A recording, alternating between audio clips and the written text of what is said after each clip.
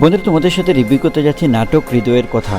সত্যি করতে এত চমৎকার একটি স্টোরি, যে স্টোরিটা কিনা তোমার মন জয় করবে 100% বলতে পারি। এবং এই নাটকের রিভিউর কথা বলতে গেলে 9 আউট অফ 10। কেন আসলে এত পয়েন্ট দিতে যাচ্ছি, তার রিজনটি হচ্ছে যে এই নাটকের যে দুটি কম্বিনেশন, সেটা হচ্ছে যে তটিনী এবং জোবান ভাইয়ের ক্যারেক্টারগুলা, মানে কথার ছলে কথা, মানে এত চমৎকার ডায়লগগুলা, প্রতিটা লাইন, প্রতিটা এই গল্পের পুরোটা স্টোরি যদি তুমি খেয়াল করে দেখো, প্রতিটা লাইন এত চমৎকারভাবে ছন্দময় যে তুমি সত্যি তোমার মন জয় করে ফেলবে। আমি বলবো এই নাটকটি অবশ্যই তোমরা দেখো, তাহলে তোমার মন প্রাণ জুড়িয়ে তোমার ভালো লাগবে, আমি নিশ্চিত করে বলতে পারি। এই নাটকটিতে যে বিষয়টি সবচেয়ে মুখ্য, সেটা হচ্ছে যে নাটকটি একটি প্রেমের নাটক। যারা পছন্দ করো, মানে প্রেমে হাবুডুবু বলতে গেলে এত চমৎকার, এবং তুমি বোর হওয়ার কোনো সুযোগ নেই। তোমার কাছে এত ভালো লাগবে যে এই নাটকে যদি তুমি 2 মিনিট সময় দাও, তাহলে এই নাটক থেকে তুমি বেরোতে পারবে না, এটা আমি নিশ্চিত করে বলতে পারি।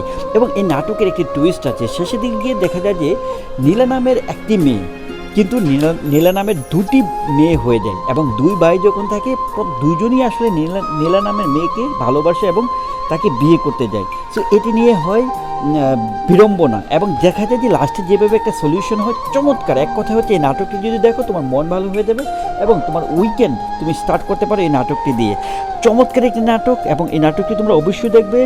আমার পয়েন্ট আবারও বলছি 9 out of 10। Thank you so much.